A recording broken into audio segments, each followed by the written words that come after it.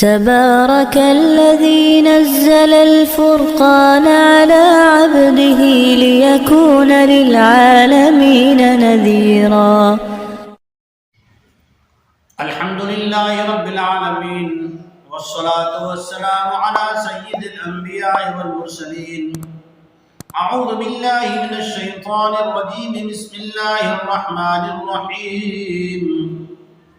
واذكروا الله في أيام معدودات فمن تعجل في يومين فلا إثم عليه ومن تأخر فلا إثم عليه لمن اتقى واتقوا الله واعلموا أنكم إليه تحشرون.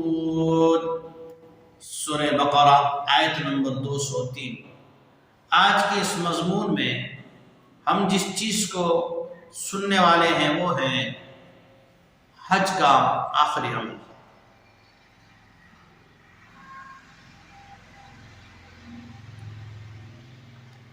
اور اللہ کو یاد کرنے کے مخصوص ایام ہیں، ان میں اللہ کو خوب یاد کرو. اور جو تم میں سے 2 دن ٹھہر کر مینا سے جانا چاہے جا سکتا ہے.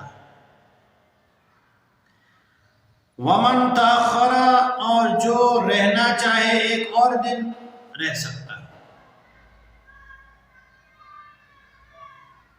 اور جو اصل بات ہے وہ یہ ہے کہ اللہ کا خوف، اللہ سے ڈرتے رہو.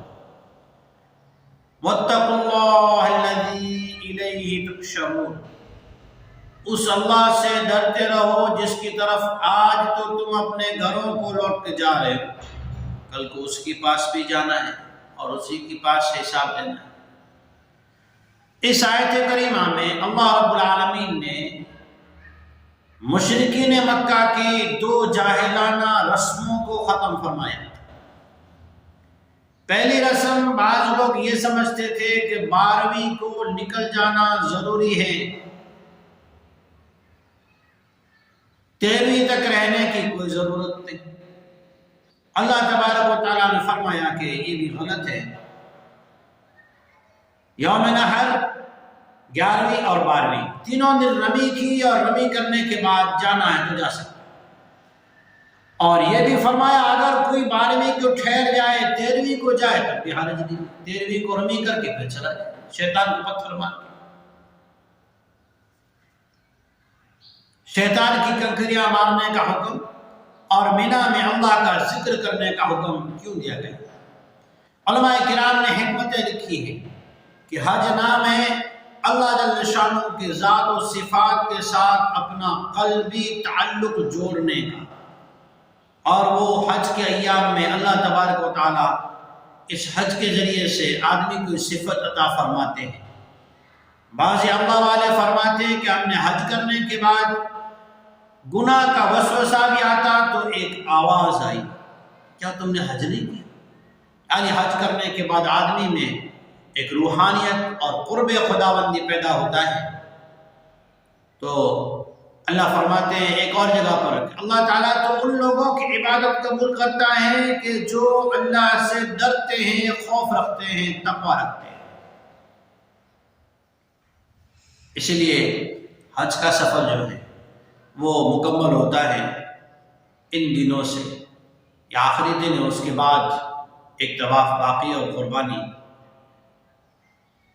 تو اس وقت جو آیت کریمہ 203 نمبر سورہ بقرہ کی پڑھی گئی، وَاذْكُرُوا اللَّهَ فِي أَيَّامٍ مَّعْدُودَاتٍ، مینا میں آنے کے بعد اللہ رب العالمین کا ذکر خوب کرو. یعنی یہاں اللہ کا ذکر اتنا کرو، اللہ کو یاد اتنا کرو. اور شیطان کو جو کنکریاں ماری جا رہی اس سے اس بات کا استحضار اپنے اندر دھیان جما لو کہ شیطان جیسے یہاں اس کو کنکر مار رہے ہو، زندگی میں اپنے گھر لوٹ کر بھی اس کا دھیان رہے کہ شیطان کی پیروی سے بچنا ہے. اور اطاعت میں کامیابی ہے. اپنی مرضی سے یہاں 12ویں تک ٹھہرنا، اپنی مرضی سے 13ویں تک ٹھہرنا یہ نہیں، بلکہ اللہ جل شانہ کے حکم کی اطاعت کرتے ہوئے ٹھہرنا ہے. 12ویں کی شام اگر ہو گئی اور سورج غروب ہو گیا، اب اب یہی ٹھہرنا ہوگا، فقہائے کرام نے لکھا یہی ٹھہرنا ہوگا۔ اب 13ویں کو زوال سے پہلے بھی کنکریاں مار کے نکل سکتا ہے۔ اللہ تعالیٰ ہمیں اطاعت شریعت محمد مصطفیٰ صلی اللہ علیہ وسلم نصیب فرمائے۔ وآخر دعوانا ان الحمد للہ رب العالمین۔